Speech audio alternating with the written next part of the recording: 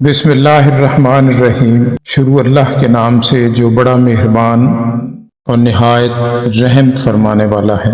بلغ العلا بکمالہ کشف الدجی بجمالہ حسنت جمیع خصالہ صلو علیہ وآلہ۔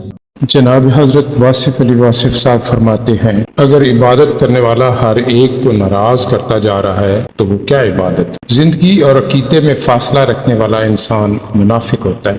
ایسا شخص نہ گناہ چھوڑتا ہے نہ عبادت۔ اللہ اس کی سماجی یا سیاسی ضرورت ہوتا ہے، دینی نہیں۔ ایسے آدمی کے لیے مایوسی اور کرب مسلسل کا عذاب ہے۔ آنکھیں آنکھوں کو نہیں دیکھ رہی بلکہ آنکھوں کے پیچھے کوئی اور ہے جو کسی اور کو دیکھ رہا ہے۔ اس کا مطلب ہے کہ یہ کوئی اور ہے، اصل چیز تو وہ ہے۔ تو کہیں ایسا نہ ہو کہ آپ آنکھ کے چکر میں آ جائیں، راز اور سے غافل ہو جائیں۔ اس کا بڑا راز ہے اور یہ راز سمجھنا چاہیے۔ لوگوں کے ساتھ رنجش بیکار، تم بھی فانی وہ بھی فانی، اب جھگڑا کس بات کا؟ آپ من تو میں وقت ضائع کر رہے اور اوپر سے کچھ اور ہی ہونے والا۔ موت سر پر کھڑی ہے، شوق بھی ہو، ادب بھی ہو اور استقامت کے ساتھ وابستگی بھی ہو۔ اگر یہ عمل قائم ہو گیا تو اسی کا نام فیض ہے۔ اللہ تعالیٰ نے اپنا ایک انتظام رکھا ہوا ہے۔ اس نے پرندوں کی جیب نہیں رکھی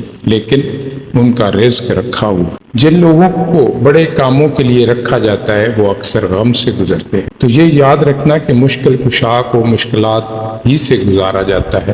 بس مشکل کشائی یہی ہے۔ مشکل کشا کا مطلب یہ ہے کہ جو مشکلات میں گلا نہ کرے۔ آج کا انسان دور کے سیٹلائٹ سے پیغام وصول کرنے میں مصروف، وہ قریب سے گزرنے والے چہرے کے پیغام کو وصول نہیں کر سکتا۔